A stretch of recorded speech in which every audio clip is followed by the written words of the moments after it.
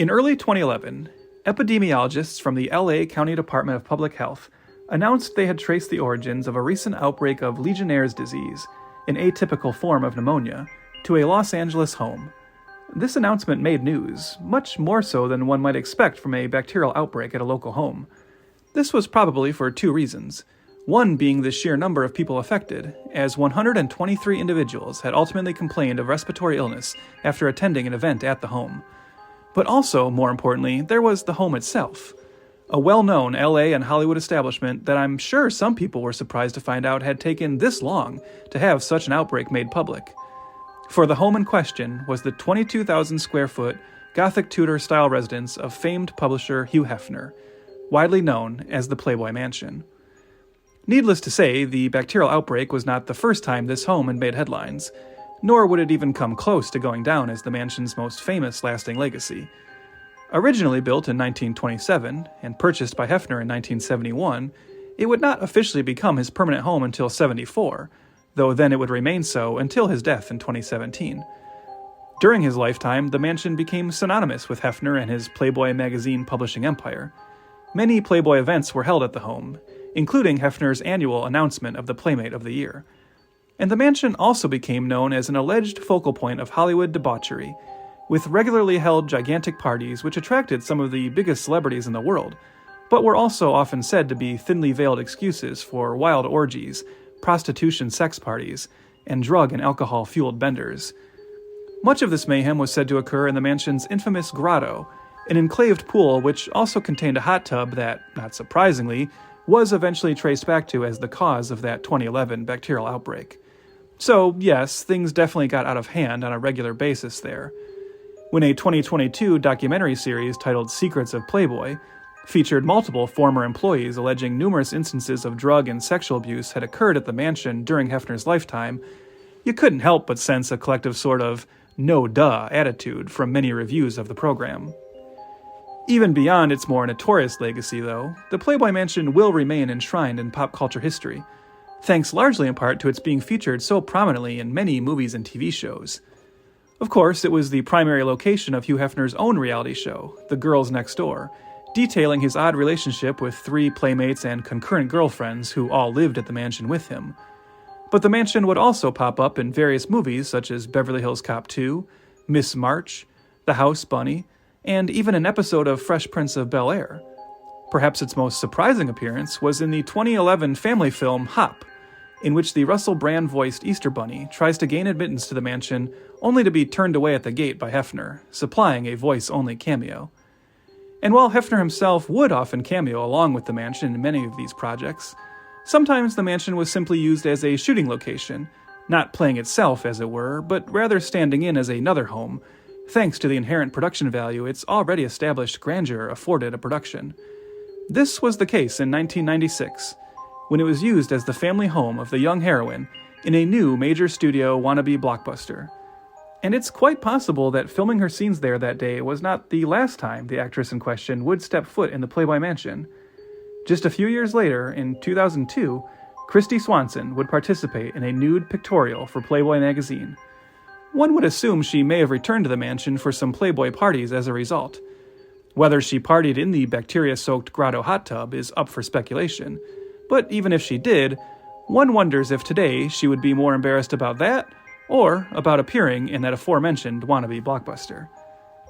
The year is 1996, and Paramount Pictures are ready to adapt the adventures of a long-running comic strip hero, and in the process launch the next big superhero action-adventure franchise with The Phantom. 10, 9,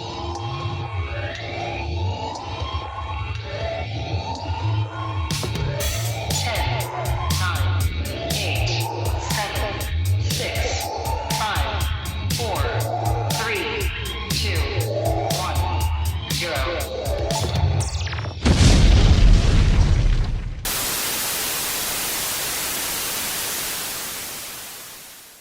Welcome once again to Failure to Franchise, the show dedicated to some of Hollywood's most infamous mistakes, missteps, and misfires. This is Trev. And I'm Chris, here to discuss all things Phantom, sans thread, opera, and menace. That's right. Looking at, of course, everyone's favorite film starring a pulp hero wielding dual pistols and aided by a wisecracking New York cabbie. No, not the Shadow, the other one. Yes, we are ending our Pulp Frustration 2-month event. It's sad for me. This is an event I was really looking forward to. I think it's been a blast. But we're ending at least this iteration of it. We'll come back with, as I've promised, Chris, Pulp Friction in the future, looking at more of these. But for now, we're ending this first version with 1996's The Phantom, as Chris just alluded to. Chris, why don't you tell us a little bit about this, I was going to say fine film. Well, that's to be determined. For sure. This is directed by Simon Windsor. He directed Free Willy, Operation Dumbo Drop, Young Indiana Jones Chronicles, just like Joe Johnston from the Rocketeer episode. This is written by Jeffrey Boehm, who wrote The Lost Boys, Indiana Jones and the Last Crusade, and some of the Lethal Weapon movies. This is based on Lee Falk's comic strip by King Features Syndicate. 1936, I believe it was first published. The budget of the film is $45 million. Worldwide, Trev, 17.3. An unmitigated disaster. Yes. Yes. Yeah. I mean, I've seen estimates, Chris, of the worldwide box office being up to 23 million. So take that. Yeah. It was still an unmitigated disaster. That's them going into every theater and trying to find the coins and loose change. Yeah. Someone left a phone behind and and that's a 1996 a mobile phone. So a rotary phone, actually. A rotary phone. Lee Falk was there seeing the movie. I just want to throw a couple other names into that mix, Chris, one of whom I know we'll talk more about, but I also just wanted to acknowledge that one of the producers is the great Joe Dante. And obviously we'll have more to say about that. But I also, because these two names kind of got my attention when I was watching the end credits of this film. I don't know if they did for you as well. But also produced by Alan Ladd Jr. and Robert Evans. Two really, really prominent, prestigious producers. Alan Ladd Jr., of course, was the president of 20th Century Fox when George Lucas brought Star Wars there. So he was the one who approved production of Star Wars. But he also goes on to be a producer of, stuff like Braveheart, and I think he produced the Police Academy movies. So, hits and misses, but he's definitely known for being the guy who kind of approved Star Wars for 20th Century Fox. And then, of course, Robert Evans. Sometimes you peak really early. So yeah, sometimes you do. And then Robert Evans, of course, one of the most famous producers of all time, often parodied with that silk voice of his, but of course the producer of things like The Godfather, Chinatown, Rosemary's Baby. The only Hollywood producer I know of that would go on to have a cartoon on Comedy Central based on him, Kid Hollywood, where he voiced himself. Oh, nice. So a very interesting figure. I just thought it was weird that they were the producers on this. I didn't expect that. But yeah, so this is, you were even, before we started recording, you kind of made a joke about how even you kind of kept getting this one mixed up with The Shadow. Yeah. Because all these pulp films were first time watches for you. And I think that's kind of common, I think especially The Shadow and Phantom, they get lumped together quite a bit and people kind of interchange them a little bit, which, they don't, once you see them visually, of course, they're not at all similar, the characters. No. But obviously there are some just base similarities, and these are both, long running, long existing pulp characters, and kind of two characters who arguably the fan base was maybe not necessarily the most young hip fan base by the time the movies came along. But Chris, should we talk a little bit about just the history of this character? Yeah, for sure. As I said, it was published in 1936. Some say, or it is actually credited with being the first superhero, especially in a skin tight, bodysuit, right? That's a big part of it. Yeah. It's weirdly still running today, by the way, this comic strip, all the way into 2023. And at its peak, it was being read by over 100 million people daily, which was insane. Yeah, it's, I guess, the history of, should we talk just specifics of the character, right? Give a whole just the basics. For sure. Right. So, The Phantom. It's about a guy. Oh, I guess, you know what? Hold on. It's about something in the 1500s or whatever. A ship is attacked by pirates, and this kid sees his dad die.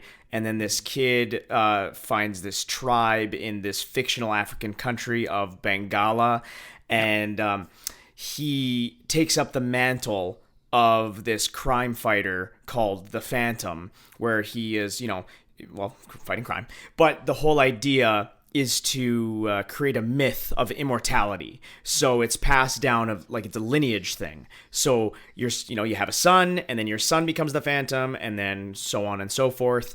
Basically, yeah, it just mythologizes the character and the heroic presence, right? And instills fear in bad guys because they're like, as much as we can, we try to kill the Phantom. It's like we can't kill him. So that's kind of the basics of it. He has no superpowers. He relies on his strength and his intelligence. He also has a trained, some animals. I know he has a wolf named Devil and a horse named Hero. So I don't know. We'll talk about this in the film, but in the comic strip, does he like talk to these animals, like in the sense of like, can he understand these animals, or is it just more like he trains them?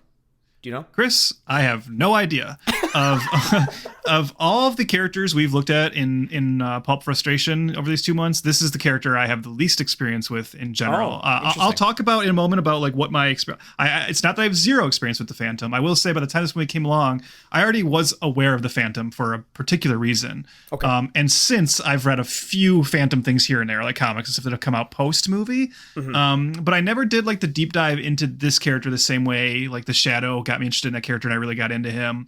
Went back and read a lot of the old Dick Tracy, and obviously the Rocketeer. There wasn't much to read, so that was kind of easier to keep up on. But yeah, the Phantom has always kind of evaded me a little bit more, and I guess we can even talk about like if this movie has anything to do with that. I don't want to gloss over something in because it's something that should be talked about, and we can say as much as we need to about it. But when you were talking about that plot description, I guess we should address the elephant in the room. Yes, this is a story about a white man who is chosen by an African tribe to be their protector. Again, this is a comic strip created in 1936. The racial politics of this are not great, perhaps. Sure. Yeah. The fact that this African tribe is like, we need this white man to be the guy who protects us through all eternity, him and his descendants.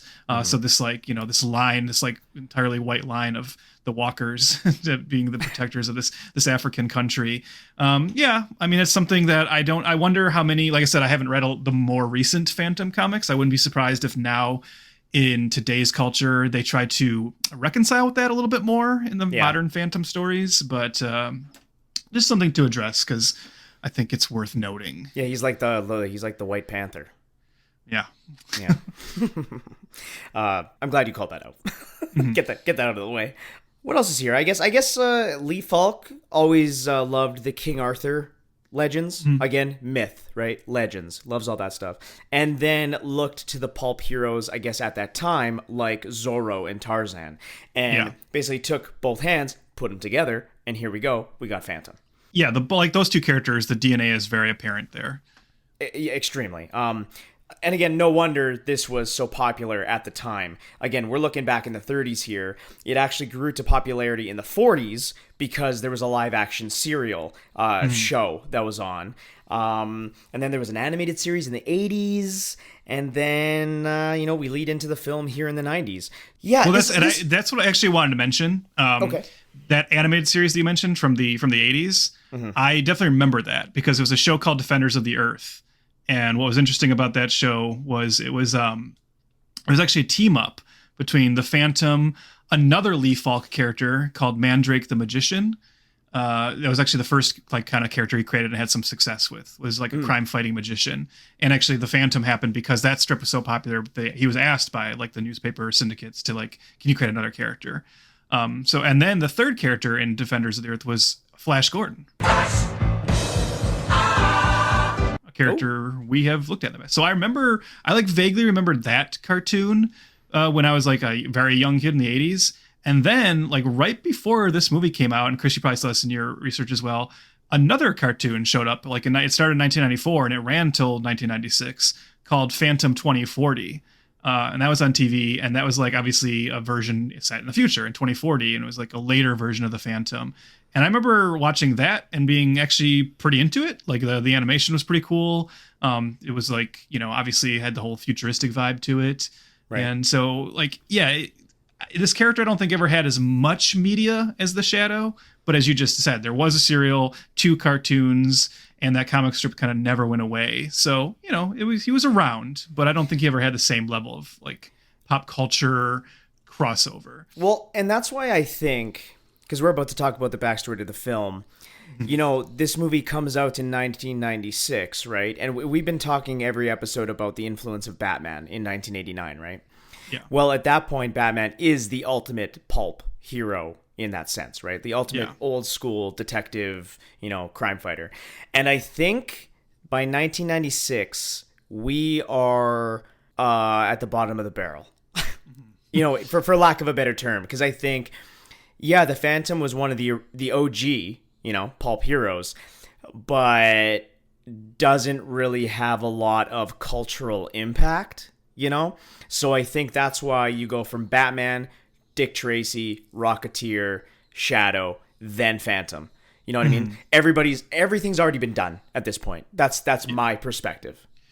Not only that, but by the time you get to 1996, whatever kind of belief Hollywood had that comic book movies were going to be the next big thing after Batman was already, like, it was in its last gasp here, Like, the very next year after this is Batman and Robin, which obviously effectively ends that iteration of the Batman franchise and really puts an overall stink on the comic book genre that takes a while to recover, until we get, obviously Blade is this, like, minor success, not even a minor success, but a more under the radar success, I should say. But it takes us until like the X-Men and Spider-Man punch of the early 2000s to obviously things really get going again. But yeah, like you have to remember that in between Batman 89 and 1996, Hollywood tried to replicate the success of Batman with not only the movies we've already talked about in this series, but also like a lot of other bad comic book movies. Yes. So by the time the Phantom comes along, people are not only like less interested in this character, but they're also like, another one of those. This is a far cry from today, where it's like where the majority of the audience is like, yay, another one of those. So I mean, for now. For now, yeah. Yeah, like we're already seeing that turn too. But I mean, yeah, exactly. The Phantom being Ant-Man, Quantumania of the time. Well, leading up to this film being made in the 90s, earlier on, in probably the early 80s or so, director Sergio Leone expressed interest to make the film. I found that really interesting. I really didn't expect that guy to make, well, I guess not the film we saw, obviously, but make this character. But actually, no, now that I'm saying it out loud, he was already, like, fucking 85 years old. So, I mean, he's, like, the target audience of the Phantom. Yeah, I'm sure, like, again, like, Leone, let me just do a quick search here. Leone was born in 29. So, yeah, he's like a kid when the comic strip starts running, right? And he definitely a character I'm sure he grew up on. And we've talked about this before. Like, whenever you're kind of surprised, you're like, why does Warren Beatty want to make a Dick Tracy movie? Why does Sergio Leone want to make a Phantom movie? You have to remember, these are kids who grew up reading these characters. Mm-hmm. And obviously, I mean, Leone was obviously known for his visual panache. So the idea of him trying to translate that to like a superhero film, there is a part of me that thinks that kind of sucks that we didn't get a Sergio Leone Phantom movie. Like that's totally. Like in my head, I kind of do want to see that, Imagine Clint Eastwood as the Phantom. Yeah, or the Shadow. Now I'm thinking about him in all these pulp heroes. Yeah. But who is attached to direct this film for Paramount Pictures in the early 90s? Like you said before, the great Joe Dante, director of Gremlins, just a great director. We all love Joe Dante. He's working on one of my favorite movies, The Burbs. I just wanted to throw out The Burbs. My man.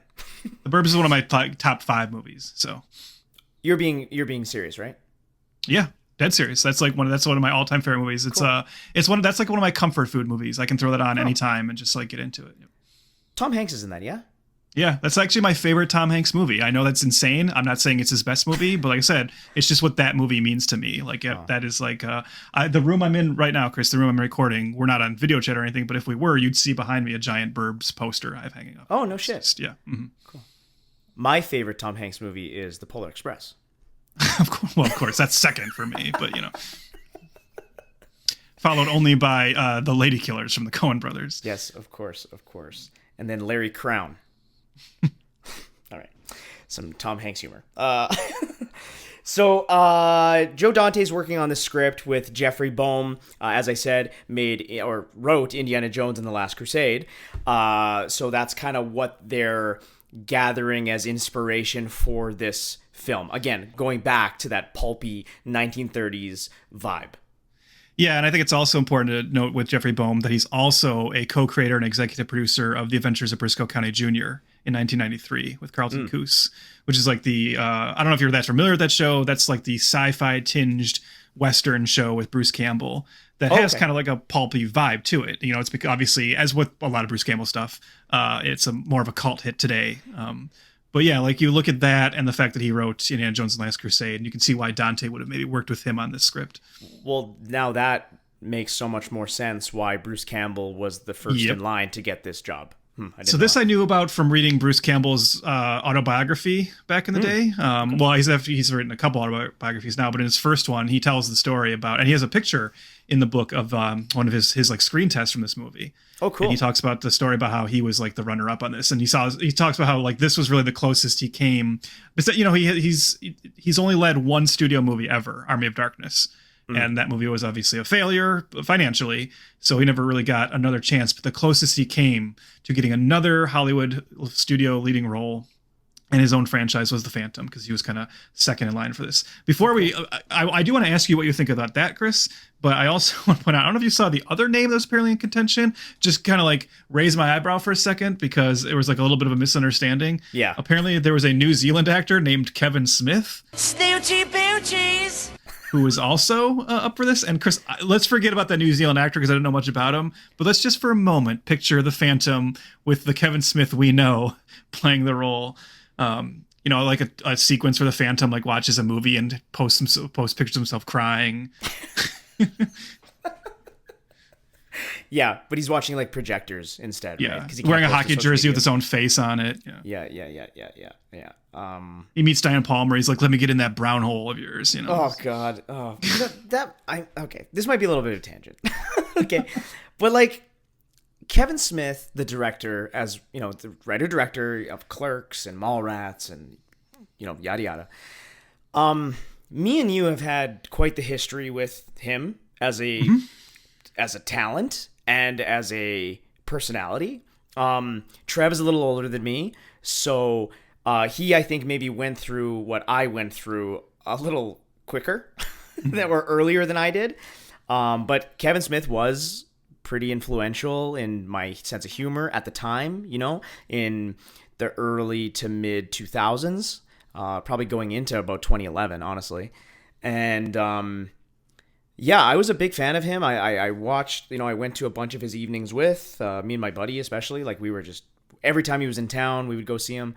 And yeah, loved all his movies, was just a huge fan. And then he found weed, and marijuana just made him dumb, I think. I don't like, allegedly. Like, I don't want, you know what I mean? Like, something was lost. There was a charm that was lost to him. And he became this weird crier on Instagram, as Trev's making fun of here. And I don't know. It sounds like he's getting his life back together now. You know, like I know he just recently gave up weed and this and that. And, you know, hopefully he's got something left in him. I think I'm rooting for Kevin Smith. Do you know what I mean? Like I don't hate the guy at all. I long for the time that I could confidently say I was a Kevin Smith fan.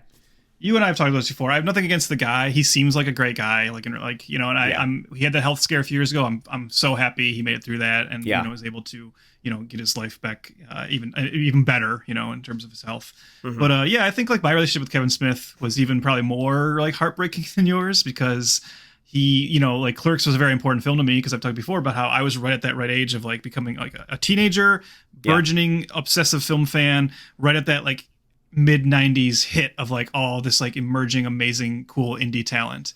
And I was definitely in that mindset of being like, oh, these guys like Quentin Tarantino, Robert Rodriguez, and Kevin Smith, these guys are the future. Hey, 1 out of 3 ain't bad, you know. But yeah, I rode that Smith train for a while, and for me it was more about how I started to just become frustrated with how he seemed to not really be trying to grow as a filmmaker. Yeah. And then the kind of constant turning himself into a product, and that being like his main focus. So yeah, that's our segment Kevin Smith talk in our Phantom episode. Just because another guy named Kevin Smith almost played this part. So let's end that tangent, and instead let me ask you, Chris, what do you think about like the idea of Bruce Campbell as the Phantom? Oh, I think that's great.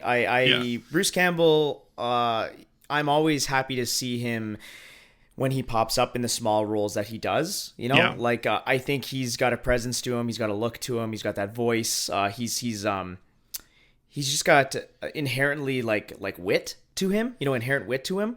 Yeah. And I think he's almost timeless, Hollywood really did miss the boat on him. It's like kind of crazy. We've talked before on the show, obviously, about certain stars from the movies we looked at in the past where even like, especially back then when Hollywood was star driven, if you were like put front and center on a project that bombed, that could just really end your career. Yeah. And that's what happened to him in a Hollywood sense of where the blame of Army of Darkness, a lot of it probably fell on, well, we tried with this like nobody, Bruce Campbell, we're not going to give him another shot. And it's like, yeah, but first of all, go back and look at Army of Darkness. Look at how like handsome and like just hot he is in that movie. He's got the Hollywood looks. As you said, he's so funny, he's so charming. Mm-hmm. He really deserved more shots. Now, not that the Phantom, that would have just been like another, bullet for him, but still, it's really frustrating. He never got another shot at like a Hollywood lead role. Do you think his time would have come if Spider-Man 4 actually came to fruition? I don't know. Perhaps, because it all depends on how people would have reacted to Spider-Man 4, right? I guess so. Yeah.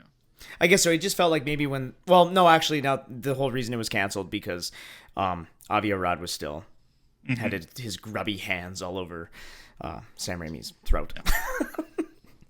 Yeah. Bruce Campbell, awesome. I'm a big fan of him. It sucks that he doesn't get more, bigger roles. This film with him obviously doesn't happen, but it also doesn't happen with Joe Dante.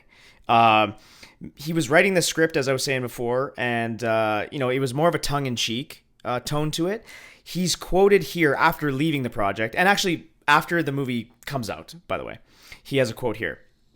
"I developed the script with the late Jeff Bohm as a kind of a spoof. We were a few weeks away from shooting in Australia when the plug was pulled over the budget and the presence of a winged demon at the climax. A year or so later, it was put back into production, sans demon. Only nobody seemed to notice it was written to be funny, so it was disastrously played straight. Many unintentionally funny moments were cut after a raucous test screening, and I foolishly refused money to take my name off the picture, so I am credited as one of a zillion producers." Yeah, that's great. That's great. So Dante's out. Now they actually look at Joel Schumacher after Batman Forever. He does not do it. And we finally arrive at Simon Windsor, and then they look at Billy Zane as the Phantom. Trev, before talking about the film, Billy Zane, in a nutshell, to you is what? Listen to your friend Billy Zane. He's a cool dude. So oddly enough, I know most people will say he's the bad guy in Titanic. And of course, I love him in Titanic. I think it's one of the all-time great Weasley film villains. But if you come to me and say, for me, in a nutshell, what is Billy Zane? My mind always goes to Tales from the Crypt presents Demon Knight. One of my favorite horror villains, horror comedy villains, definitely. I think Billy Zane's performance in that movie is incredible. So my go-to answer to that is Demon Knight, Titanic. But if you're just asking me for a general sense of Billy Zane, I like Billy Zane. Actually, a lot of what we just said about Bruce Campbell for me applies to Billy Zane, where he's a guy that I feel like it's frustrating that he kind of, and I'm sure we'll touch on this a little bit more, but it feels frustrating to me that a string of maybe bad decisions and movies that failed for reasons perhaps out of his control, he was unceremoniously kicked aside by Hollywood. He's never stopped working. He's always been around.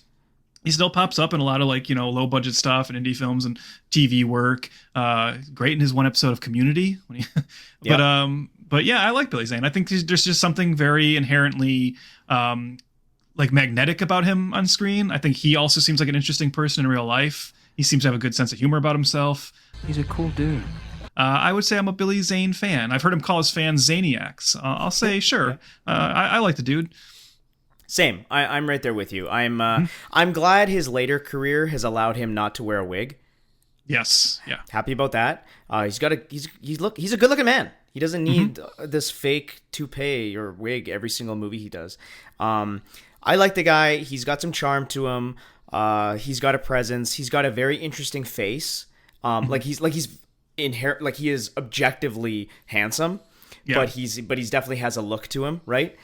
And I think, I mean, it's great that he got the role in Titanic, of course, and I absolutely agree. He's one of the great film villains. But it has kind of maybe typecast him in a certain way. Oh yeah. I think, yeah, my immediate thought is the bad guy from Titanic. Just a sniveling weasel of a guy.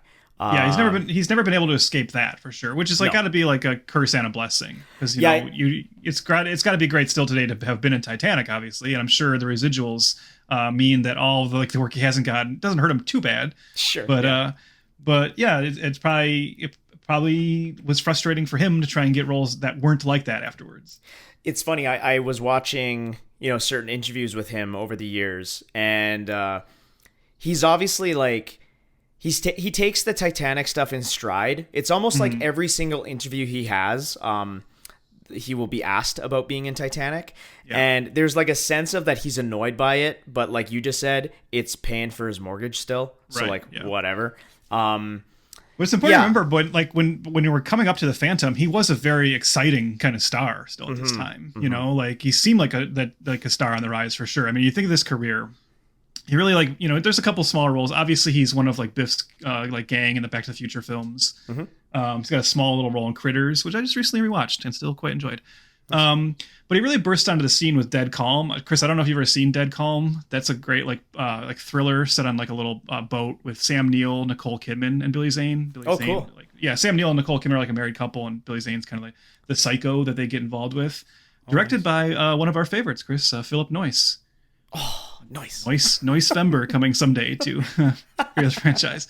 Then he goes on to be like part of the ensemble cast of a World War II film I quite like, Memphis Belle. Again, I don't know if you've ever seen that, but if you haven't, I definitely highly recommend it. Great cast like Matthew Modine, Eric Stoltz, Billy Zane.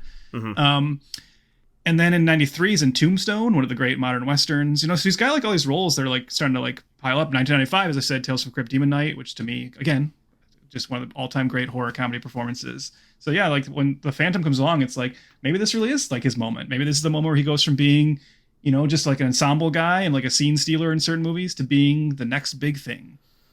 Well, I think that's a great place to just talk about the movie. Just take a look around. Darkness rules the earth. In a dangerous world. Governments crumble.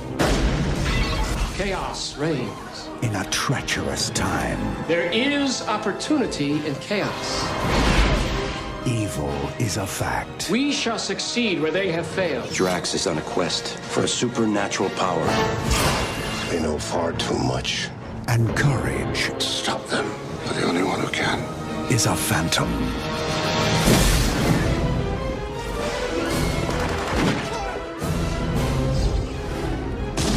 Who was that guy? Somebody I already killed.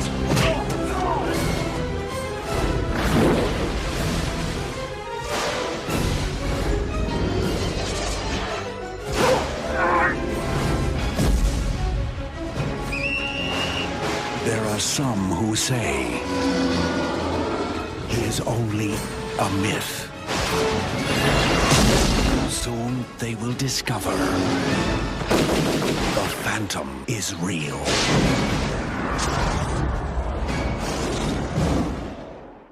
"400 years ago, a young boy witnessed his father's death during an attack on their ship by the bloodthirsty Seng Brotherhood. He washed ashore on Bengala Island, where he then devoted his life to bringing down piracy, greed, cruelty, and injustice. He became a masked avenger, whose role has been passed down from father to son, leading people to believe in an immortal figure called the Phantom. Now, in 1938, the 21st Phantom must travel to New York City to prevent a power-hungry businessman from obtaining 3 magic skulls that would give him the secret to ultimate power. Tune in for The Phantom and the Kingdom of the Tungala Skulls." Chris, as has been tradition, since these have been all first-time watches for you, why don't you go first again and say, like, if we are first go around with the Phantom, another character you knew nothing about the movie. I'd like to hear what you thought about this, and then I'll talk about my history with the movie when I get into my thoughts. Okay, cool. I'm going to be pretty brief on my like just overall thoughts, and then we'll get into the details because I definitely want to hear what you have to say too. I take back what I said about the Shadow being not a cinematic hero. Okay, I take that back.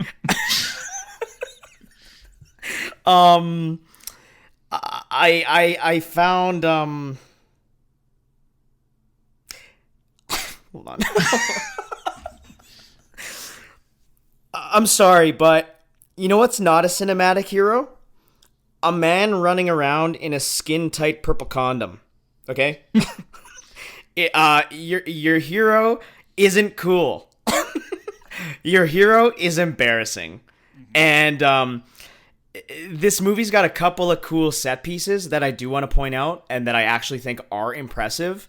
But man, I'm sorry, but I respect that they want to keep it to the source material. I respect the feeling that they don't need to modernize it. Like I get that. You know, we always scream for the heroes got to look the same as they were on the page. Hey, Wolverine has to wear yellow and blue, not black leather. I get that. But sorry, man. This is like watching a movie about Turbo Man from Jingle All the Way. It's not good. It's not a good movie. I feel bad for Billy Zane. He's a cool dude. So you take it from there. Obviously, the through line of this event so far has been I've enjoyed all these movies. Like I even was like a defender of the Shadow. And I know you've probably been curious to see, is this like, is it really going to be like the 4 for 4? Does Trevor even like the Phantom?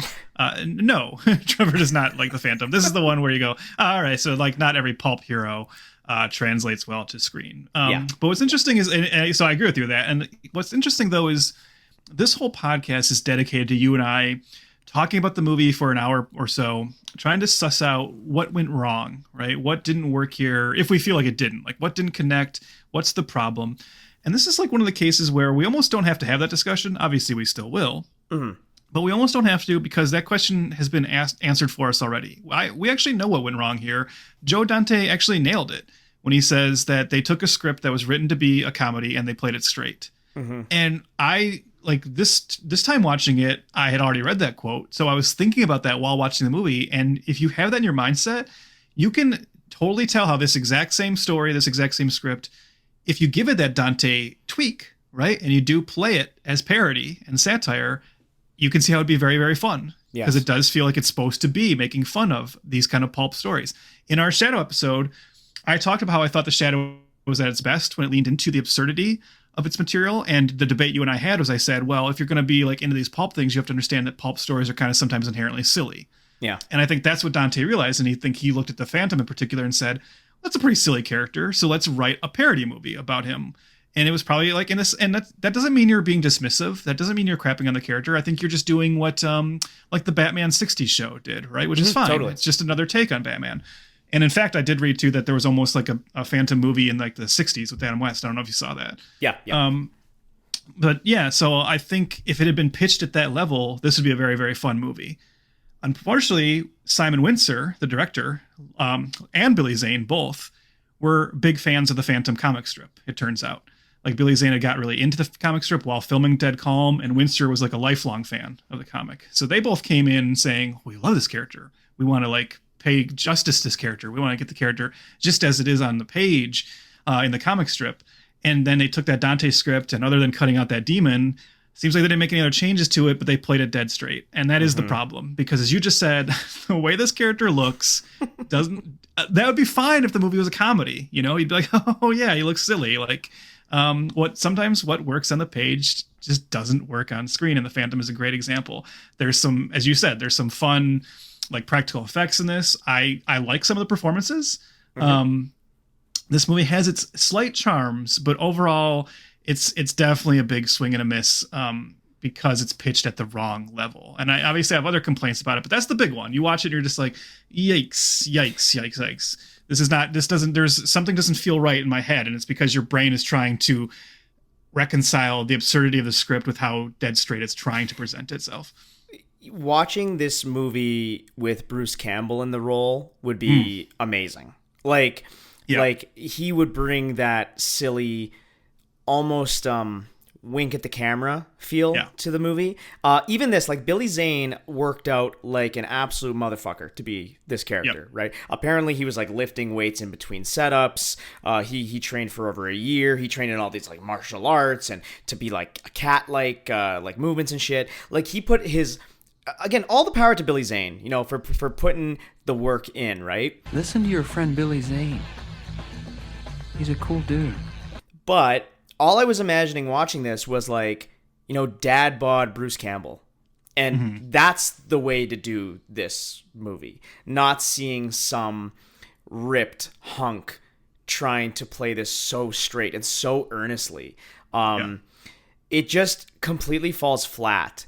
And I don't even think Billy Zane is giving a bad performance. No, I think he's giving like a fine performance, but like in the wrong movie, right? He's giving a performance to a movie that's not doing him any favors. Even like his like subtle quips, they're almost so subtle and understated that they come off really stiff, right? And I say stiff because he's wearing a purple condom.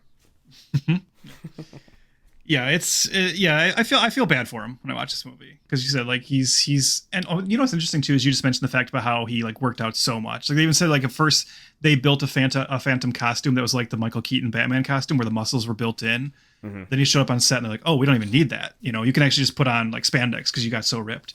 And I was reading at that, and then I was like watching the movie, and you finally see him without his shirt on. And you go like, oh yeah, that's like what they meant by like really ripped in '96, like just a normal human body, you know. It's like compared to the genetic freaks we get today, all natural, of course. Yeah, totally natural. Chris Hemsworth, totally natural. Yeah, but yeah, just like it was kind of refreshing to be like, oh yeah, like you could like be an actor and work out all the time and just look like you could have actually a human attainable body back then. That's nice. Yeah. Before we really go into depth and shit on this movie, okay? Because I sense it coming. Can we just get out what we... Because sometimes I think maybe we start off kind of negative, and maybe... I don't want to turn off some new listeners. So can we say some things we like? Can we say that? Sure. Like you already hinted at, Billy Zane's performance is fine for the tone that they are going for, albeit the wrong direction. Okay. He's not the performance I would point to as like the one I really like in this, and so like why don't I just start there? There is a performance I genuinely enjoy in this, and that is the villain, Xander Drax, played by Treat Williams. Treat Williams is the performer in this who seems to get what Joe Dante and Jeffrey Boehm were going for. 100%. And is leaning into it, and I think he's very, very fun in this. I actually think he could have pitched it even just a little bit higher than he's going, but in the moments where he is like really going for it, he's quite fun as just like, again, we like... You know what I'm going to say? And Chris, you're going to understand totally what I mean. Treat Williams is giving the performance in this that Billy Zane would give like a year or so later in Titanic.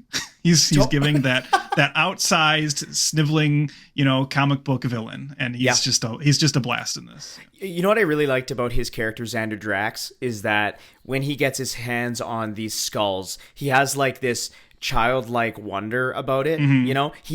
He's just so jacked that he's like, I'm gonna get this magical power and do something with it. Unbelievable! It's beautiful! It's magnificent! Show me the power! Show me the power! He just seems like he's having just a ball with the hunt and the adventure to get this MacGuffin. And he's so casually evil, which is like one of my favorite kinds of evil, like in movies like this, right? Where it's not like he's not like he's not a Hitler type evil. He's not a menace who even seems like he's trying to be like the most bloodthirsty, vicious villain in the world. He really just is like, no, I kind of want this. I think I deserve it, and that's like my whole mentality. Yeah, and yeah, he's really funny in this. I think he's a scene stealer for sure. So that's one of my compliments. Chris, do you have another one? I liked looking at Catherine Zeta-Jones. Yep. Yeah, she's always a delight to see on screen. Mask of Zorro and Entrapment changed me forever as a cisgendered man. So Catherine Zeta-Jones, I just like, we had this discussion in our friends group about a year ago, maybe even, and discussing A-list actors. And I think I came to the defense saying Catherine Zeta-Jones is an A-lister, but not so much for movies. She's like an A-lister for being Catherine Zeta-Jones. You know what I mean? Like, she's so mega famous and so mega beautiful that, she just kind of relies on her name alone. You know what I mean? But I do like I like seeing her in movies. I liked her in the Wednesday show where she showed up. So I'm a fan of Catherine Zeta-Jones for sure. So I liked her, and I liked her little cronies of these female fighter pilots. That was cool. I would have loved to see more of them because that was a cool concept. What are they called again? Their group is called the Sky Band. So I would have liked to see more of that. Credit to Simon Windsor for I don't want to say discovering Catherine Zeta-Jones, but he is the one, this was her first big significant Hollywood role, and he's the one who cast her because he had worked with her on Young Indiana Jones. So he kind of brought her to the studio's attention, and as you just said, even though this movie's a bomb, I don't think anybody would watch this movie and not think Catherine Zeta-Jones pops on screen. Totally. So you can just get why, because the next movie she does after this is The Mask of Zorro. Yeah. Then the next one is Entrapment. So this for whatever, the Phantom didn't hurt her at all. Actually, it was a very crucial movie for her because I'm sure it gave her something like a sizzle reel to show to people.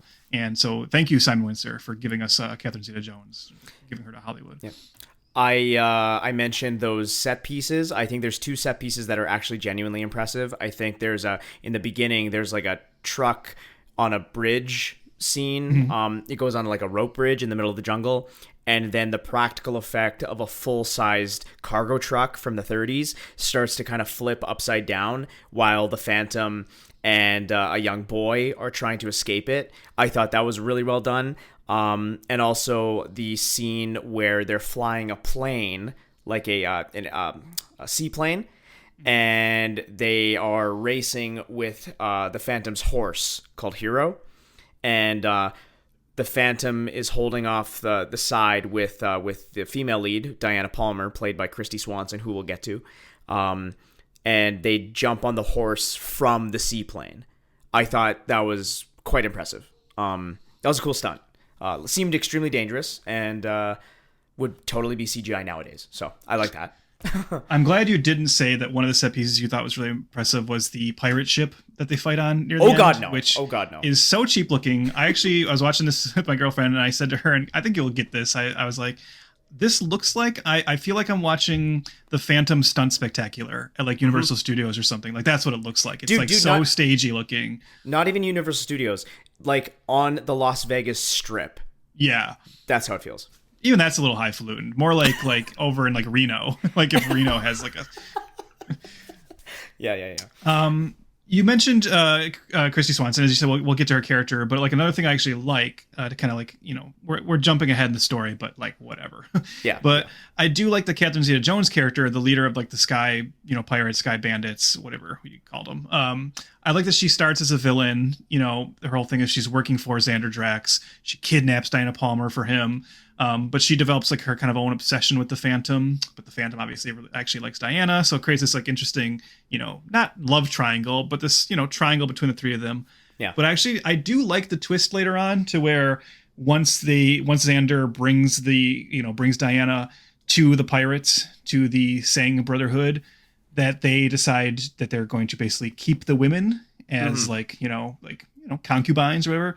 And that Catherine Zeta-Jones kind of has a moment of saying, you know what, us women should stick together, and turns on Xander Drax and becomes a partner of Christy Swanson's character. I actually quite like that. I like that, that twist at the end. I think that's the kind of thing you get from a clever writer like Dante and even Bohm, So I'm glad that was maintained. I really liked the Mortal Kombat franchise reunion with James Remar, who played Raiden in Mortal Kombat 2. And then with Cary-Hiroyuki Tagawa, who played Shang Tsung in the first one. Now, Chris, I got to ask you, though, because I know you have this, bizarre, I have a complicated relationship with James Remar, okay? Just say it. Yes, exactly, yes. Because I'm a Remar fan. I'm a Remar head, and I've defended Remar to you before. Just so what did you think about him in this? Because I think he's fine, Yeah. But... Yeah, he's fine. I think he got worse when he got older. That's what I'll say. Specifically in Mortal Kombat Annihilation. But I think... to blame him for the sins of Mortal Kombat Annihilation. I didn't say I'm blaming him. He is one of the many cogs in that absolute disaster. He's like a campy actor. It sometimes works for me, it sometimes doesn't. But yeah, in this one, he's totally fine. Again, everybody should just be more... they should just be more extra. You know what I'm trying to say? Like they should be just heightened more. Like the tone needs to be heightened, and I think James Remar would work in that sense. But again, everybody's playing it too straight, so it's just coming off like so flat. Yeah, no, I agree. Yeah, and that's I guess maybe that segues into. I know we wanted to talk about like things we like, but since we're just hitting on actors, should we talk about Christy Swanson? Yeah, sure. Yeah, as Diana Palmer, the female lead here. So obviously, this is. By her standards, probably a pretty important movie because she'd been around. She was definitely already a name, primarily probably known to most people at this point as Buffy. Actually, she was the first Buffy the Vampire Slayer, and obviously Buffy the Vampire Slayer, the movie. Maybe that's a movie you and I could do someday, Chris. Because honestly, they thought that it would start a movie franchise. I'm sure, and it didn't. Yeah. And who knows? By the time we get to like the production of this, maybe Christy Swanson has already heard that there's like a show in the works and she's not going to be a part of it, which I'm sure she was fine with at that point, but there had to still be a little bit of like a jealousy and like a thing sticking in her craw about how that was meant to be like her franchise. And it's eventually going to go on to be like a much bigger success without her. Yeah. But even like the wake of Buffy the Vampire Slayer, she has like lead roles in like The Chase, which is a movie I quite like, the comedy, car chase movie with her and Charlie Sheen. But overall, it's like, the star power she perhaps thought she was going to have post Buffy the Vampire Slayer had not materialized yet. She was starting to be like, supporting roles and things like Higher Learning in the program. So I'm sure the Phantom, she saw it as like, okay, here's my chance again. Here's I can, be a big female lead in a big summer blockbuster. But you mentioned how Catherine Zeta-Jones really like pops on screen. I don't think that's true of Christy Swanson in this. I think she's not. I mean, obviously she's beautiful. So she fits like that pulp, like heroine aspect to that degree, but I don't find her that engaging, and I really don't think she has much chemistry with Billy Zane. Well, I don't think they have much chemistry because the movie doesn't put the work in. Number one, I think I felt this while I was watching the movie that I was like, I don't buy this whatsoever, because even in the film they say the Phantom's alter ego Kit has history with Diana back in New York City.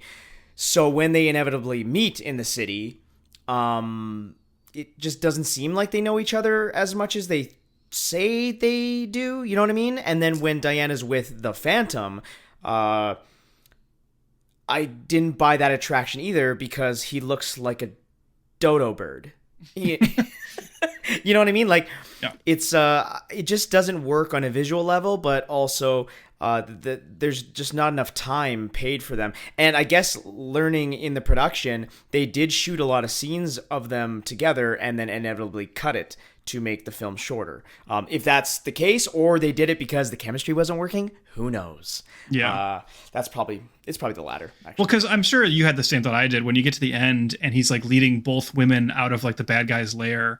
And, obviously he's paying more attention to Diana, but, Catherine Zeta-Jones' character is making little comments about how she's into the Phantom as well. And you're just thinking, she kissed him.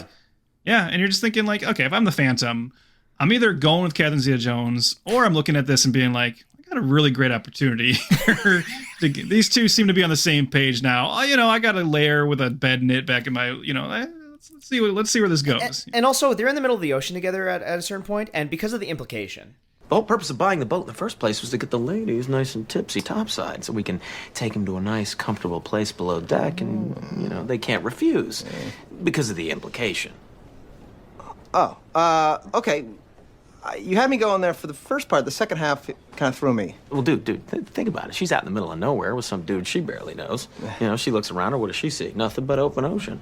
There's nowhere for me to run. What am I going to do, say no?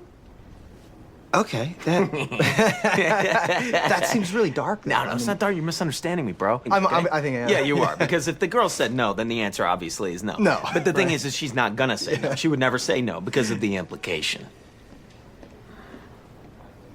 Now, you've said that word implication a couple of times. What implication?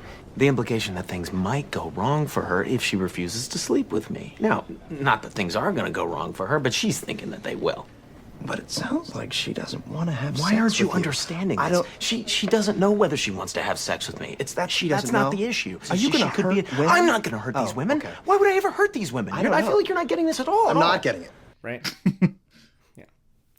Yeah, I completely agree. Christy Swanson though, she is gorgeous. I was looking back. I forgot she's Vanessa in Big Daddy. Big Daddy, Chris Fave. Love Big Daddy. Yeah, but she's also become a cuckoo head MAGA nonsense person. So yeah, she's pretty she's over there. She's pretty intolerable nowadays. Yeah. Yeah. Unfortunately, it's funny. We were saying this too with this cast. All the names we mentioned. Of course, Catherine Zeta-Jones becomes a megastar, right? Mm-hmm. And also has the least amount of roles compared to the other ones. Everyone else has gone on to pretty great careers as working actors with over hundreds of credits a piece. But nobody really stars in anything anymore. You know what I mean? Like they're not like they're big hits on TV and little things here and there and guest spots. And they're working and they're obviously extremely successful. But I found that interesting that in this movie, more than I think any movie we've done on this entire podcast, that the entire cast went on to genuine success in some way, shape, or form. You know what I mean? Like nobody was really left behind, maybe in like the sense of stardom, yeah, but nobody had to give up and never work again, right? Like we even talked about The Shadow, and who played the villain again? You probably know. John Lone. So John Lone was great in that movie, right? And he just ended up going back to China making films, right? So yeah, I found I kind of like that about this one. Is like yes, it hurt people's career to become. You can't even say this movie is like what hurt Billy Zane ultimately, because he follows this with Titanic. So. And nobody saw this movie anyway, so that's like a big part of it too. Is like luckily, upwards of $20 million worth of people saw this movie and saw how stupid he looked, right? And then the entire planet saw him in an incredible role in Titanic. So it's actually thank JC, our Lord and Savior, for making Titanic. I'm the king of the world!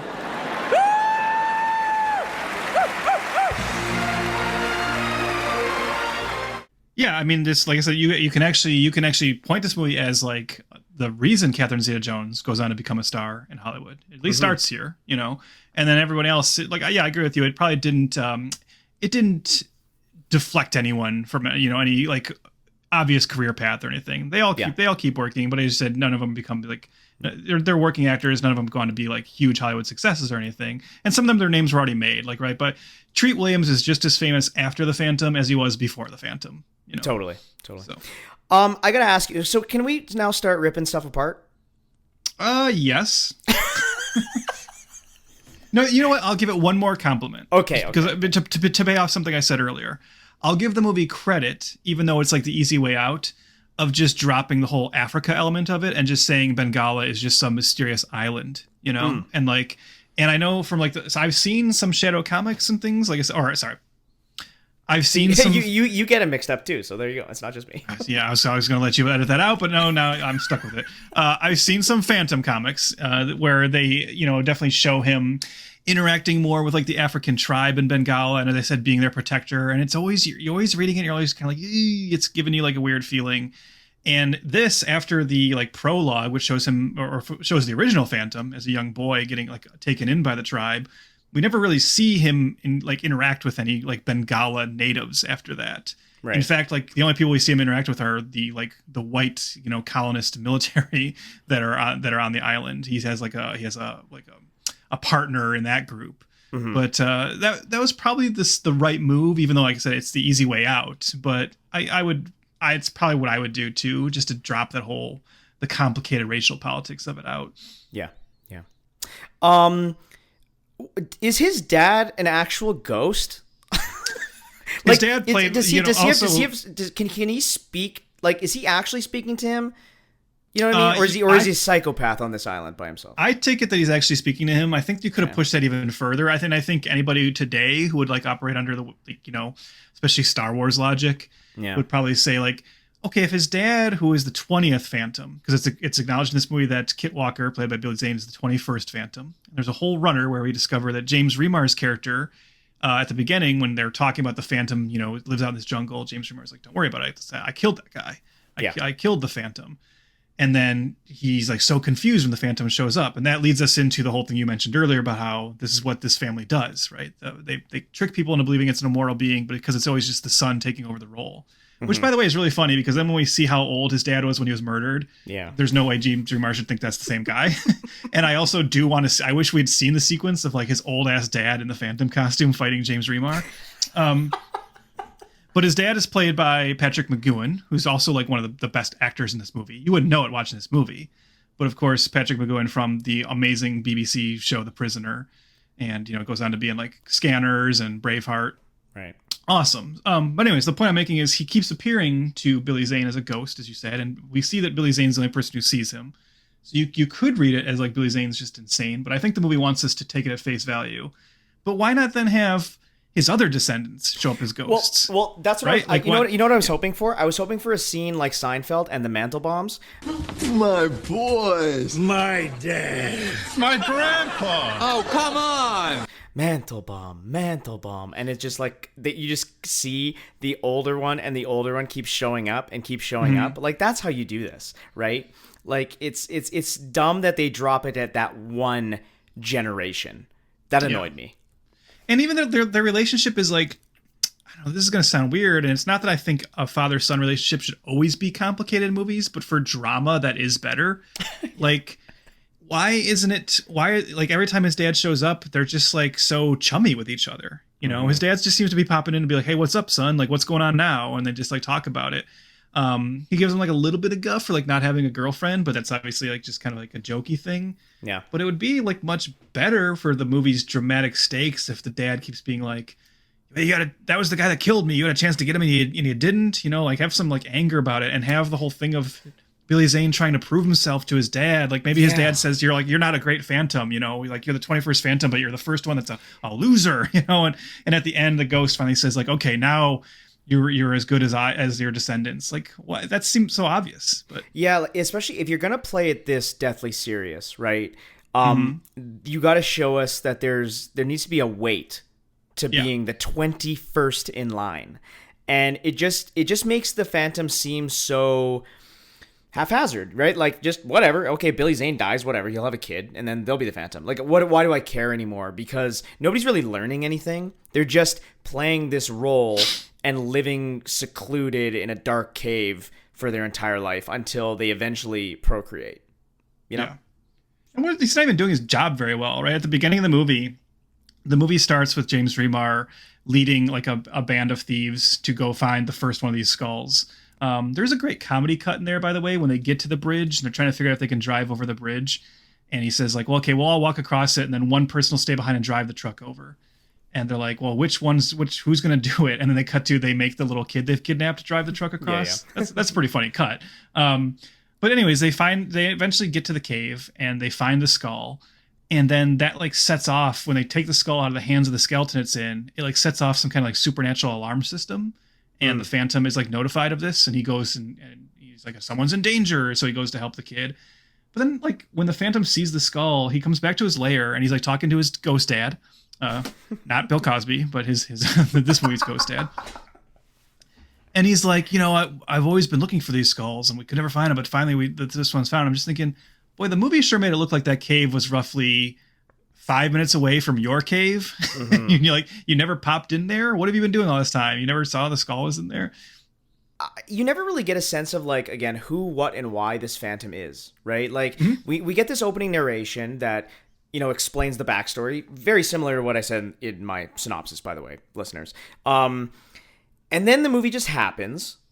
And then you don't know anything about, you know, does he have any powers? Does he have super strength? Why does he have this horse and a wolf? Like, nothing's explained. I really wanted to like stick on that because you mentioned earlier, and it's from what I've seen, it's a really important part of the Phantom as a character from the source material, that he's not a supernatural character. Yeah. He has no powers. He just has his wits, his intelligence, his strength, and his guns. And then this movie, though, adds supernatural elements. And I've read that like that was an addition of like the screenwriters, right? They decided to add supernatural elements. Joe Dante talked about his original script even had a winged demon at the end. So you have these like supernatural skulls. You have a ghost showing up and talk to the Phantom. So as an audience member, I'm of course thinking, okay, if the bad guy's plan is supernatural, if there's a ghost that's showing up and talking to the Phantom, he's a superhero. He must have some kind of powers, right? Yeah. And the movie's like so nebulous on that it's like you can't introduce other supernatural elements and then not have us assume that your purple suited ridiculous superhero is just a dude with two guns. Like, it's just really weird. Yeah, it makes him just seem like just some weirdo in the jungle.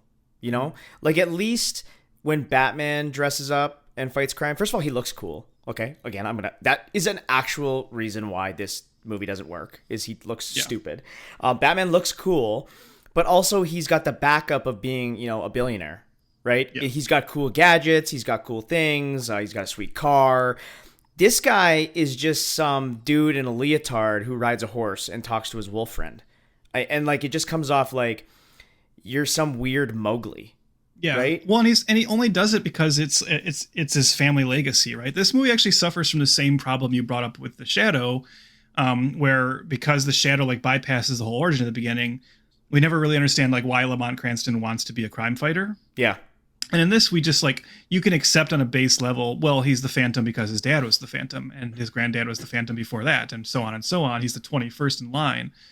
But wouldn't it be more interesting narratively and dramatically if Billy Zane as Kit Walker was the first guy who was like, you know, I don't really want to do this. I'm just doing it because my dad died and I had to come accept it. And like have this be about him like not wanting this mantle, but by the end he realizes the importance of it. Like, again, the things I'm suggesting are things that any like first year screenwriting student would probably say, yeah, this is what we should add in to make the movie a little bit more interesting. You know what? It really shows you that they took Dante's script and just ran with it. Right. Well, that's the thing, right? Because if it's played as parody, if it's played as like silliness, then everything we're saying doesn't matter. Yeah. Because then you are just making the 60s Batman, and it's like the character is meant to be a silly cipher. But when you play it serious, then you notice that he's dramatically inert.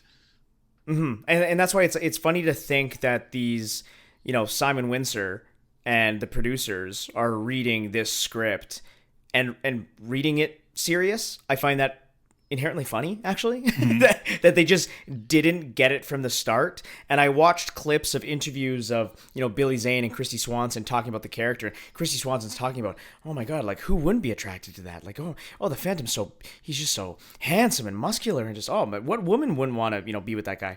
And then Billy Zane's talking about like just the strength and the power and how courageous and how cool the Phantom is. And I'm like, you guys are misreading this source material so badly. Who wouldn't be attracted to that? Chris, imagine throwing on that Phantom costume. Oh my God. And going to like a crowded bar, like a Saturday night. How many women's, I mean, you're going to turn heads for sure. Yeah. Not in the way I think Christy Swanson is insinuating. No, it just, everybody is on the wrong page. Everybody who made this movie the way it is was just on the wrong page from day one. It's almost admirable how dumb they pulled this one off. You know what I mean? Like, because now that we did the research and we're talking about it now, I absolutely believe they took that script and just decided to make it serious because that's the way they think movies should be.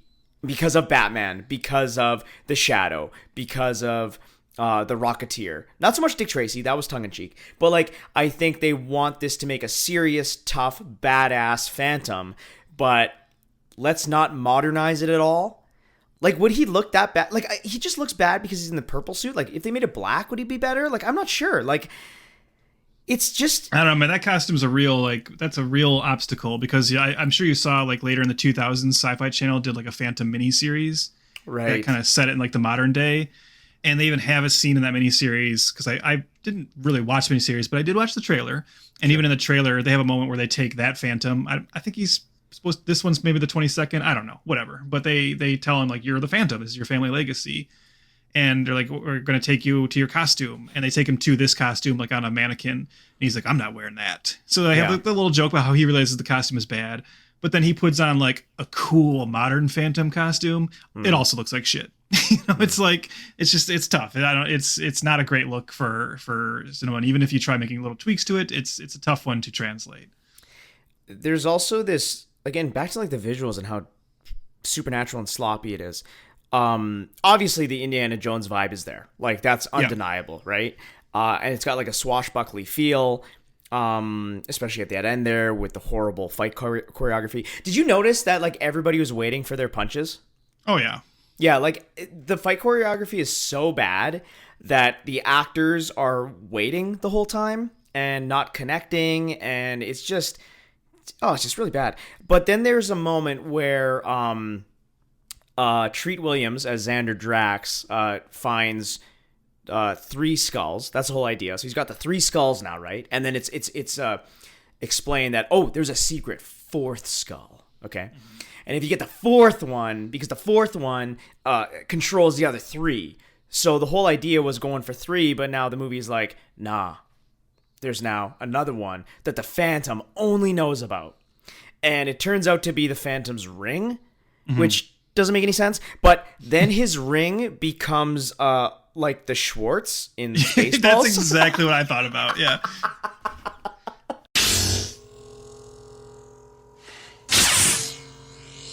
You have the ring. And I see your Schwartz is as big as mine. I absolutely burst out laughing when this stupid laser beam shoots out of his ring and is connected to the other laser beam shooting out of 2 or 3 skulls, and it's meeting in the middle, and Treat Williams is screaming before he explodes, and it's just so dumb. It's also funny because climax. Yeah. It's also funny because they play it that like the Phantom didn't even know until that moment that he was like in control of like the 4th skull, right? This is like new information for him too. And like one of the first things I wrote about this movie was at the very beginning, I was like, okay, we get it. The Phantom likes skulls, because when we first see him, they do like a close up of his skull ring, and then we see his skull belt. Then we see the skull that's printed on his gun holster. Then we see the skull that's on Hero, the horse's, like the straps that he uses to jump up on him. So it's like, okay, I get it. He likes skulls. And he also lives in a cave that's shaped like a skull. I get it. For some reason, he's skull based. Okay. And then at the end, he's like, they're like, there's a 4th skull. And the Phantom doesn't have a thought of like, I like skulls. But then like during the fight, like you said, he's like, I finally realize that this whole time I've had the skull. And he realizes it's his ring. And I'm just thinking like, well, you're so covered in other skulls. Why would you just think it's the ring? Wouldn't it have been hilarious if like it was just the one in his gun holster, and he's like he had to use that to like deflect like the laser? No, it's even better if the laser shoots out of his belt. Right as his crotch. That's the Phantom movie I want to see. Yeah, if the movie ended with like Billy Zane's crotch laser blowing up Treat Williams, this would be a 4-star movie. Immediately. Yeah, I don't know, man. It's really bad. It's just really, really bad. There is some, again, we mentioned some positives, but just overall, I mentioned just now, or I mentioned before that, it doesn't explain anything, right? It hand waves away the entire backstory. But then at the hour and 29-minute mark, Trev, the Phantom explains his mythology, his origin, everything. And I'm sitting back being like, why isn't this scene in the beginning? Right? Because he's explaining it to Diana Palmer while they're at his cave after they saved the day, right? But Diana Palmer also visited his cave the first time they met. So why not take her on the tour? I don't know. maybe I'm grasping at straws, but I think there's fundamentally many bad decisions. I mean, even the end of the movie like annoys me, because the movie ends with there's a couple things that annoy me at the end. So first, there's a scene where he's now like they acknowledge that Diana has figured out that the Phantom is Kit, because she's not apparently an idiot, because it's not like the greatest disguise, right? Because they have the same face and voice. Yeah. Okay. But then after she realizes that, he takes her. He finds out that she knows, and he takes her out to the beach because she's going to leave the island now, right? She's going to go back to New York, where she hails from. Yeah. And meanwhile, in the background, Catherine Zeta-Jones' character is prepping a plane because she's going to fly Christy Swanson back, because, as we said, she's now good. She's joined the team. Sure. And Billy Zane takes his mask off, and he says in front of Christy Swanson, and it's one of those amazing moments where somehow when his mask comes off, all his eyeshadow is instantly gone. Yeah. But he says to Christy Swanson, I'm not allowed to take off my mask in front of anybody except the woman who will bear me a son eventually. And I'm just thinking, again, this goes back to what I was saying about the Phantom might have some long-term plans here, because Catherine Zeta-Jones is only 10 yards away, right? He doesn't think she's going to see his face as well. It's just it's so dumb. The movie doesn't expect us to think that. But then, I don't know if this bothered you too, Chris. he's like, okay, he's like, I'm showing you my face because we're going to get married and you're going to have my son. She's like, yeah, maybe, I guess, I don't know. And then she leaves. She gets on the plane and flies back to New York. And the movie ends with her leaving. And then there's like a voiceover narration that just says like, well, but of course Diana would come back eventually. It's like, well then, why'd you even have that be the ending? Why are you ending the movie with her leaving just to tell us, yes, she will come back and bear him a son? Then just have them stay together at the end. It's so dumb because it's not like sequel bait, you know? Like it's not like the end of Spider-Man where you wonder if they're going to get back together. The movie just flat out tells you. It's almost like they knew they weren't going to get to a sequel. And they're like, shit, just put in some ADR. And that's absolutely what they did. The writing was on the wall. Like, how could it not be? Honestly, the Daily's coming in with the way Billy Zane looks. Come on. Well, they had Billy Zane signed to 2 more movies, as you know. And Chris, I don't know if you saw this too. There was a hope that if this movie was a success, they were also going to do a Mandrake the Magician movie. So this was like almost like a first attempt at like a Marvel kind of shared universe. Because I'm sure their thinking was, okay, then we'll do Mandrake and then we can have them team up. But obviously that all fell apart. And speaking of that, I know what we don't often talk about in this show. I mean, we do a little bit. We tend to focus on the movie itself and don't talk as much about the marketing. Right. And how much the marketing plays a hand in whether the movie lives or dies. Mm-hmm. Can we talk about this movie's tagline? Sure. The tagline that it was emblazoned over all the posters at the time, and that I have a memory of being 15-year-old Trev and going, that looks stupid, and just thinking like, what is this? Because I did not see this in the theater. This is one I definitely caught later on TV. And I think one of the things that probably kept me away from it was the fact that the tagline emblazoned over everything in the summer leading up to this movie coming out was "Slam Evil." Oof. What is just "Slam Evil"? Like that's the big catchphrase of this movie, and I'm like, ugh. Sounds like a sex parody. Yeah, I know. There's that, and I thought you were going to mention the Got Milk campaign. Oh, I've had the Phantom Got Milk ad saved on my phone for so long because I just find it so funny. Excellent.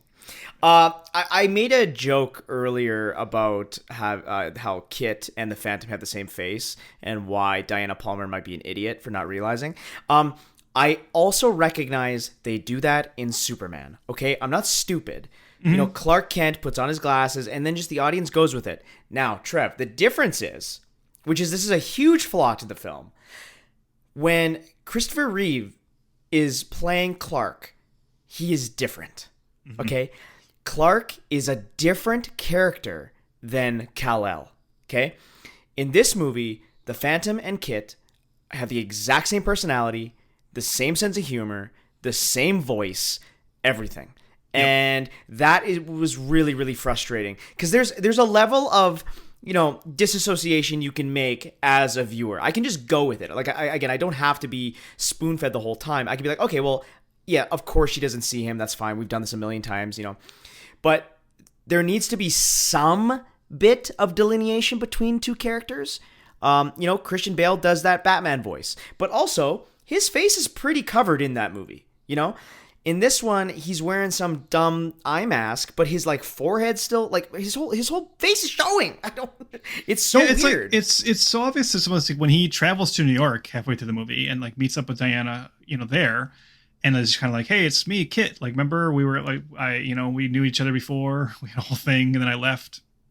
I was kind of like, I wasn't even sure as a viewer, does he honestly not expect her to recognize him as the Phantom? Like, that was the question, right? I was just like, he must know that she's going to know, right? I wasn't sure if the movie was supposed to be like making a joke about that or not. And then it's not, because like, as you said, it's playing it wrong. It's playing it dead straight. And then like the most baffling part about it is that they get in a cab together and he's like talking to her about like their backstory, and she's like, you know, well, we were a couple, like, why'd you leave? I haven't seen you in years. And he's like, you don't understand, I had to leave. My father fell ill and I just had to leave the country really quickly. And then she's like, oh, okay, you know, she accepts that to whatever degree. Yeah. Then later she's back with the Phantom, who she apparently does not know is Kit yet, or so we think.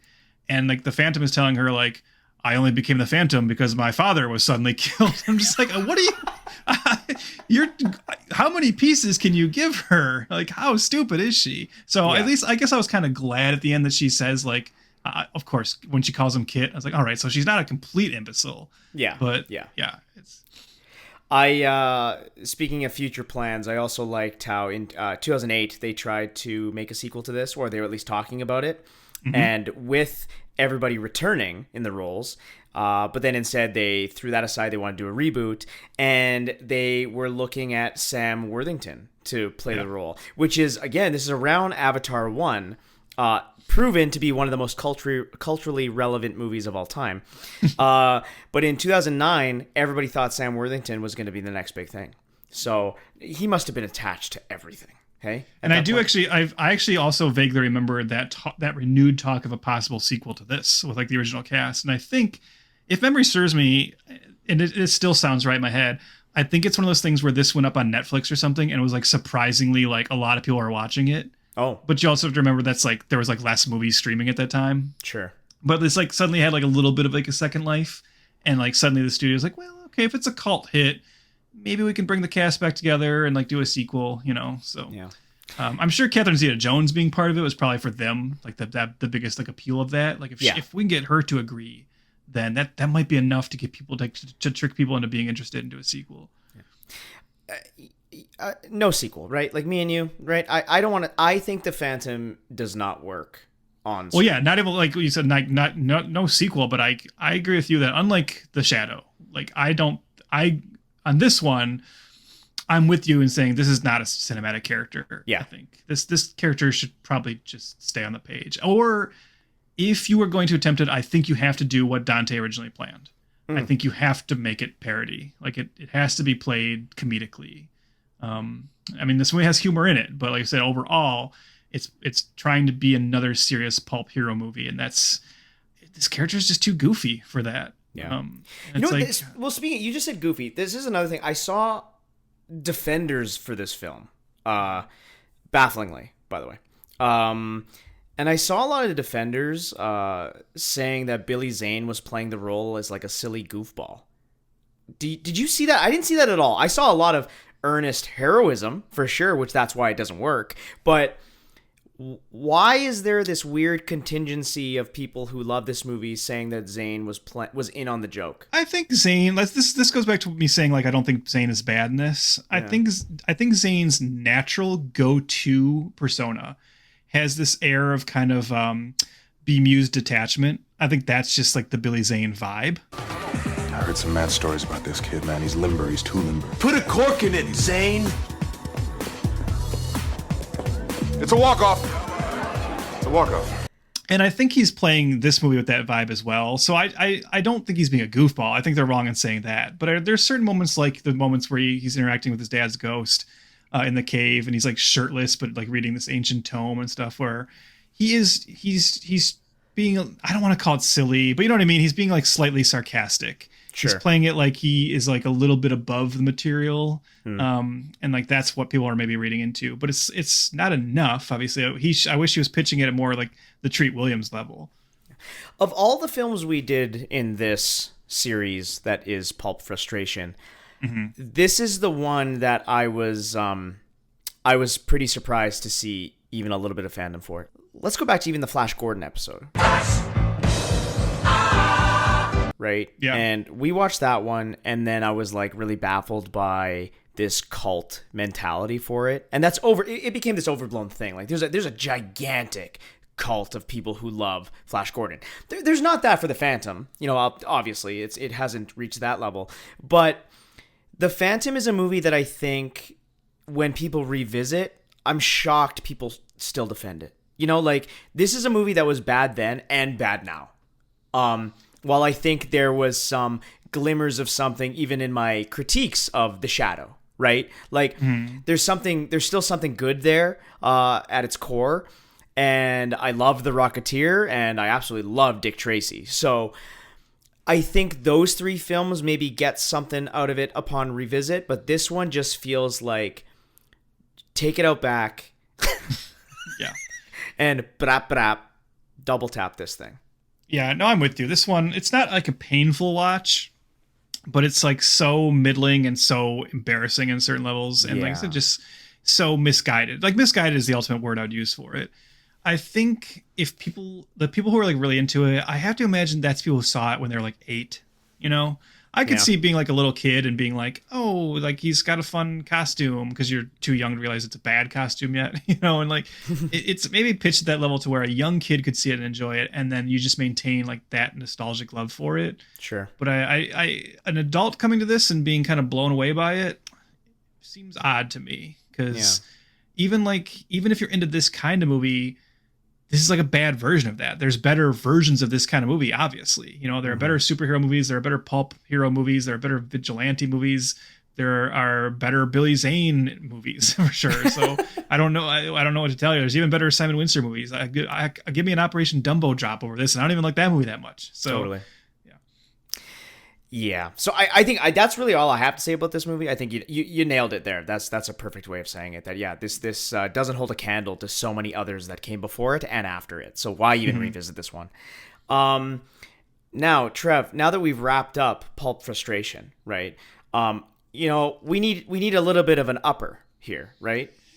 Oh, remember how I said earlier how excited I was for Pulp Frustration? And I was looking forward to it for like a long time. Yeah. Well, the month of May is upon us. So we are doing Mike Myers. Yes, 2 films devoted to the great Canadian icon, Mike Myers. We're doing The Cat in the Hat from 2003 and The Love Guru from 2008. Both post Austin Powers, which I'm looking forward to these episodes purely because Mike Myers, I'll just say right now, is like a comedic hero, to me personally. And I'm sure we'll get into that, specifically when we talk the films proper. But I am not excited to watch either of those. I was gonna say I'm looking forward to it because watching these 2 movies and talking about them will give me more ammunition and reason to criticize Canada. You son of a bitch. Tune in, keep tuning in, I guess, if you're listening to this far, to Mike Myers, starting right away. Like us on all the socials at F2F Pod. That's at F2, the number 2F Pod. Rate, review, whatever you do. That'd be awesome. Leave us a star rating or review, and join the tribe and hit that subscribe. This was a really fun conversation. The movie sucked, but it was bad that I was like, yo, I'm excited to talk to Trev about this one. Yeah. No, yeah, I'm actually it's nice that we like ended up, I don't want to say it's nice we ended on a bad movie. I want them all to be good. Sure. But if we're going to do like an event of like 4 films, it's probably nice to look at the highs and lows of this genre. Yeah, absolutely. So as we wrap up, I just want to say one last thing to our listeners, Chris. I want them to never forget Slam Evil. Put a cork in it, Zane. It's a walk-off. It's a walk-off.